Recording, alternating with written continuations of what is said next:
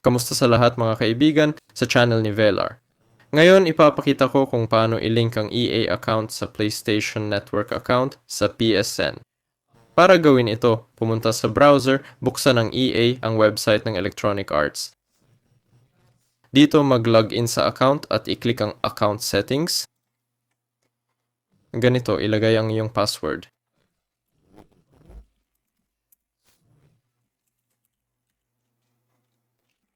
Hindi ko nga masyado maalala eh. Kaya, ayan, pumasok na ako at direkta sa settings. Susunod, i-click ang connected accounts at hanapin ang PlayStation Network. Ayan, may makikita kayong button na link dito, ganyan sa akin. Dito, piliin lang ang PlayStation Network. Sa akin, nakakonekta na, kaya makikita ninyo kung paano i-connect ang accounts. Yan lang. Kasama ninyo si Velar. Mag-like, mag-subscribe sa channel. Magandang buhay sa lahat. Good luck, paalam.